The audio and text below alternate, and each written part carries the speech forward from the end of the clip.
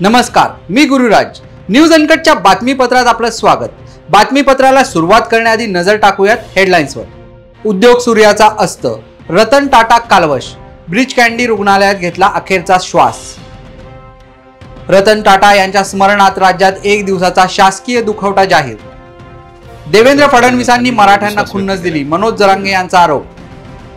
आणि अग्निसुरक्षेच्या नियमावलीतील दुरुस्तीबाबत अधिसूचना काढा, अन्यथा बांधकामाच्या सर्व नव्या परवानग्या थांबवू, उच्च न्यायालयाचा सरकारला इशारा.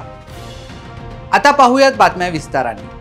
संपूर्ण जगासमोर गुणवत्ता आणि सचोटीचा आदर्श निर्माण करणारे, कोट्यावधी मनांवर आपल्या प्रेरणादायी आचार आणि विचारांचा वस्तुपाठ कोरणारे प्रसिद्ध उद्योगपती तथा टाटा सन्सचे माजी अध्यक्ष रतन टाटा यांचा जीवन प्रवास वयाच्या 86व्या वर्षी थांबलाय. सर्वसामान्य कुटुंबियांचे कारचे स्वप्न पूर्ण करून नॅनोच्या माध्यमातून घराघरात पोहोचलेले टाटा यांच्या जाण्याने उद्योग विश्वात एक ऋषितुल्य व्यक्तीची न भरून निघणारी पोकळी निर्माण झाली आहे. आपल्या शालीन आणि सुसंस्कृत स्वभावासाठी ओळखल्या जाणाऱ्या रतन टाटा यांच्या निधनाने उद्योग विश्वासह इतर सर्वत्र क्षेत्रात हळहळ व्यक्त केली जाते. ज्येष्ठ उद्योगपती पद्मविभूषण रतन टाटा यांच्या निधनानंतर राज्यात आज 1 दिवसाचा शासकीय दुखवटा सरकारकडून जाहीर करण्यात आलाय. रतन टाटा यांना सन्मानपूर्वक निरोप देण्यासाठी श्रद्धांजली म्हणून हा शासकीय दुखवटा राहील. या काळात राज्यातील शासकीय कार्यालयांवरील राष्ट्रध्वज अर्ध्यावर उतरवण्यात येतील. तसेच मनोरंजन किंवा करमणुकीचे कुठलेही कार्यक्रम होणार नाहीत.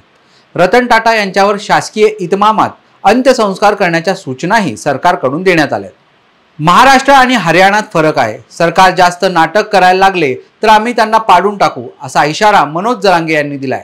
आम्हाला देवेंद्र फडणवीसांनी खुन्नस दिली असून मराठे तुमच्या नाकावर टिच्चून तुम्हाला पाडणार, असा इशाराही जरांगे पाटील यांनी दिलाय. असं फडणवीसांनी विश्वास व्यक्त केलेला आहे. येईल ना, पण मराठ्यांच्या सगळ्या मागण्याची मंजुरी दिल्या अंमलबजावणी केली 100% येईल ना. नाही तर तलपच नाही होणार राजकारणात. तुम्हाला कवाच राजकारणात कधी फॉर्म भराव, राजकारणात राहावा, तलपच नाही येणार कवाच. तुम्हाला आयुष्यातला बिबोड असा मी पाहिला. इथं मराठ्यांच्या नदी लागायचं आणि मराठ्यांच्या पोरांचं, मराठ्यांच्या आयुष्याचं, मराठ्यांच्या जातीचं, समुदायाच्या भविष्याचं रक्त प्यायचं. इथं चालबाजी नाही चालत, इथं नाटक चालत नसतं. तुम्ही इथं आत्ता द्या दुपारा मराठ्यांना फसवलं. हो, आत्ता आमच्या डोळ्यात देखता एक जणाला तुम्ही आरक्षण देताय, त्यांचा मार्ग मोकळा करता एका जातीला, आणि एक जात मराठ्यांची तुम्ही आरक्षण देत नाहीत. म्हणजे किती खुनशी आहेत तुम्ही, किती मराठ्यांच्या दिवशी आहेत तुम्ही. मराठ्यांचं किती वाटोळ करायला निघाला तुम्ही, किती धूळ फेकली मराठ्यांचा, किती अवमान आणि अपमान तुम्ही केलाय. त्या दुपारा ही चटणी फेकली डोळ्यात. इतका मराठा गेलेला नाहीये, इतका मराठा बेअक्कल नाहीये, त्याला पूर्ण अक्कल आहे. आपल्या लेकराचे मुर्दे पाडायला निघालेत. त्याच पक्षातले लोक सुद्धा आता मान्य करायला तयार नाहीत त्यांना. आणि ह्या निर्णयात कालपासून असेल मराठ्यांचे डोळेच उघडले. म्हणजे इथं कोटीनं मराठी आंदोलन आले, ते रस्त्यावरती आहेत. त्यांच्या लेकराचा प्रश्न सोडेना. तेच मराठी यांचे लेकरं मोठं व्हायसाठी यांना आमदार मंत्री खासदार केले. ते सरकारमध्ये आहेत आणि आज ते आमच्या डोळ्यात देखतात. आम्हाला खुन्नस दिली त्यांनी थोडक्यात. आमच्या नाही का आपण बोलतो ग्रामीण भागात उरावर बसून नाकावर टिचून त्यांनी दुसऱ्या जातीला एकाला आरक्षण दिले आणि मराठ्यांना देत नाहीत. नाकावर टिचून मराठ्यांचा असा अर्थ होतो. पण मराठी सुद्धा तुमच्या नाकावर टिचून तुम्हाला पुरेला पाडणार. तुम्हाला माझ्या संख्या तुम्ही फक्त आचारसंहिता लावा, प्रश्न वाटता मग सांगतो तुम्हाला. कोल्हापुरातील धामणी प्रकल्पाच्या घळभरणीचा शुभारंभ काल मुख्यमंत्री एकनाथ शिंदे यांच्या हस्ते पार पडलाय. यावेळी आमदार प्रकाश आबिटकर, माजी खासदार संजय मंडलिक यांच्यासह प्रशासन अधिकारी उपस्थित होते. यावेळी मुख्यमंत्री एकनाथ शिंदे यांनी धामणी मध्यम प्रकल्पाच्या घळभरणीचा शुभारंभ करत पूजाही केली आहे. तर आमदार प्रकाश आबिटकर यांच्या कामाचं भरभरून कौतुक करत आता घळभरणीला आलोय, तसंच पाणी पूजनालाही येणार असल्याचं मुख्यमंत्र्यांनी म्हटलंय. शेतकऱ्यांना द्या, माझ्या मतदारांना द्या, माझ्या गावकऱ्यांना द्या, एवढंच सांगतो. आणि म्हणून तुम्हाला मी सांगतो, प्रकाश आबिटकर एक उमदा लीडर आहे, एक तरुण कार्यकर्ता आहे. आमच्या मंत्रिमंडळाचा विस्तार नाही झाला, नंतर तेव्हा मंत्रिमंडळात असतो. पण आता ठीक आहे, बॅकलॉग भरून काढू आपण. आणि आपल्या सगळ्यांना एवढंच सांगतो, बघा आमदार अनेक होतात, परंतु काही लोक आपल्या सगळं जे काय ज्या लोकांनी आपल्याला निवडून दिलं त्यांच्या सुखदुःखामध्ये धावून जाणारा, त्यांचाच भल्याचा विचार करणारा आणि मतदारसंघाचा विकास. राजधानी दिल्लीत पुन्हा एकदा मोठी राजकीय घडामोड समोर आली आहे. PWDने मुख्यमंत्र्यांचे अधिकृत निवासस्थान सील केले आहे. अरविंद केजरीवाल यांनी मुख्यमंत्री पदाचा राजीनामा दिल्यानंतर हे सरकारी निवासस्थान आता रिकामे करण्यात आले होते. आतिशी मुख्यमंत्री झाल्यानंतर या घरात राहायला आल्या होत्या, पण आता अचानक PWDने हे घर सील केले असून मुख्यमंत्र्यांचे निवासस्थान रिकामे करणे आणि हस्तांतरित करण्याबाबत वाद असल्याचं PWDने ही कारवाई केली आहे. बातमीपत्रात वेळ झाली छोट्याशा विश्रांतीची. पाहत रहा न्यूज अनकट. ऐतिहासिक वारसा लाभलेला मराठ मुलूक महाराष्ट्र. या महाराष्ट्राला विविध रंगी छटा आहेत. साहित्य, कला, पर्यटन, नृत्य, भाषा, संत परंपरा अशा विविधतेने तो नटलेला आहे. हीच गौरवशाली विविधता जपत स्वरंग मराठी केवळ महाराष्ट्राच्या सांस्कृतिक संहितेपुरते मर्यादित न राहता समकालीन नवकल्पनांवर आधारित कार्यक्रमांद्वारे मराठी मनोरंजन विश्वात स्वतःची एक अनोखी जागा निर्माण करत आहेत. मराठी मनोरंजन क्षेत्रातील उत्तम दिग्दर्शक, लेखक आणि निर्मात्यांच्या प्रतिभेचा पुरेपूर वापर करून मनोरंजनाचा आगळा वेगळा रंग उधळण्यास आम्ही सज्ज आहोत. स्वरंग मराठीचे उद्दिष्ट मराठी मनोरंजन क्षेत्रामध्ये मनोरंजनाची वहिवाट सोडून, रूढीवादी पद्धती तोडून मनोरंजनाचा समृद्ध अनुभव प्रदान करून देण्याचा आहे. म्हणूनच यात विविध पद्धतीचे मनोरंजक आणि माहितीपूर्ण कार्यक्रम स्वरंग मराठीवर बघता येतील. शेवटी एकच, धकाधकीच्या जीवनात धांगडधिंगा करण्यापेक्षा बसूया, हसूया, गाऊया, जगूया. नाती गोती श्रावण मोती गावामधले जीवंत रंग. नाती गोती श्रावण मोती गावामधले जीवंत रंग. चला जोडूया, चला पाहूया, जशी संस्कृती तसा स्वरंग.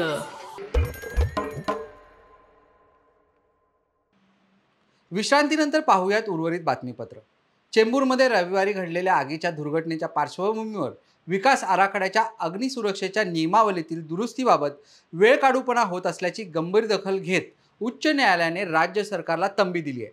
अंतिम अधिसूचना कधी काढणार हे शुक्रवारपर्यंत सांगा, अन्यथा मुंबईतील सर्व नव्या बांधकामांच्या परवानग्या थांबवण्याचा आदेश देऊ, असा इशारा न्यायालयाने राज्य सरकारला बुधवारी दिला आहे. नगर जिल्ह्यातील शेवगाव शहराला पिण्यासाठी पाणी मिळावे यासाठी नगरोत्थान पाणी पुरवठा योजना नुकतीच मंजूर झाली असून भाजपा आमदार मोनिका राजळे यांनी या योजनेचे उद्घाटनही केले आहे. मात्र माजी जिल्हा परिषद सदस्य हर्षदा काकडे यांनी देखील या कामाचे दुसऱ्यांदा उद्घाटन केल्याने गावात हा चर्चेचा विषय ठरला आहे.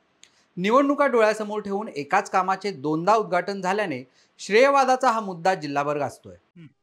शेवगाव पाणी पुरवठा योजना मोनिकाताई राजळेंनी मंजूर करून 2018ला मुख्यमंत्री योजनेतून मंजूर करून आणलंय आणि नुकतंच त्यांचं उद्घाटन आता मोनिकाताई राजळे आमदार यांच्या हाताने उद्घाटन झालंय.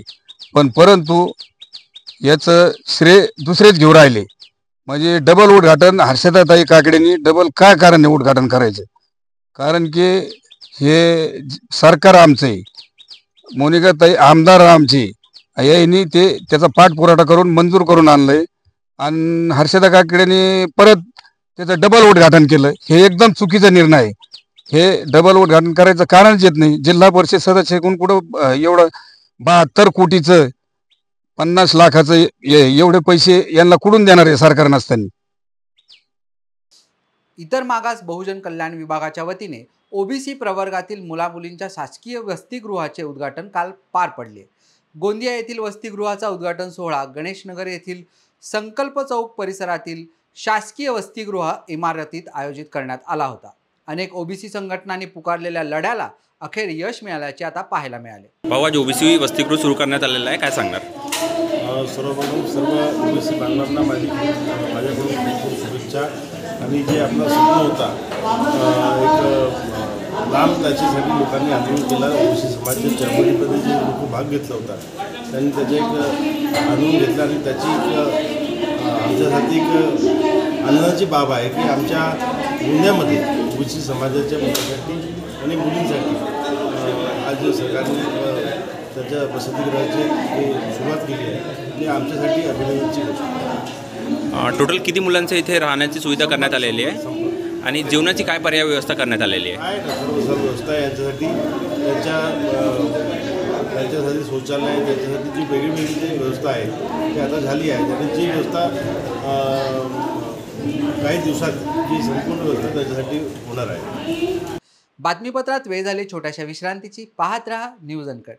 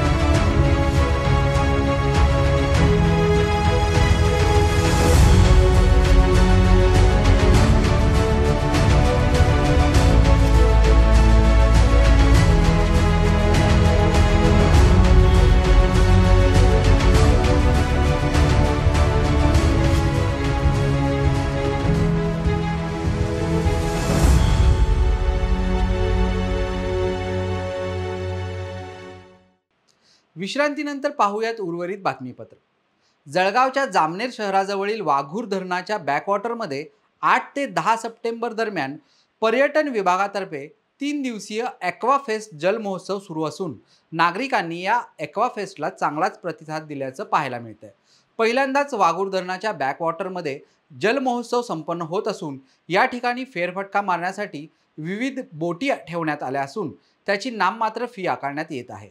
या ठिकाणी पर्यटन स्थळ उभारण्यात आले असून जास्तीत जास्त लोकांनी भेट देऊन जलपर्यटनाचा आनंद घेण्याचं आवाहन प्रशासनाकडून करण्यात आले. गोंदिया शहराच्या भीमनगर भागात बोगस पद्धतीने तयार करण्यात येत असलेल्या भीमद्वाराचे भूमिपूजन करण्यात येत होते. मात्र यात राजकीय स्टंटबाजी होत असल्याचा आरोप करत बौद्ध बांधवांकडून हे भूमिपूजन थांबवण्यात आले असून जिल्हाधिकाऱ्यांनी देखील या भूमिपूजन कामाला स्थगिती दिली.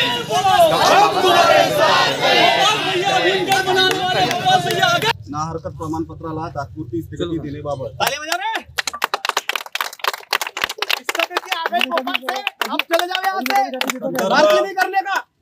संदर्भ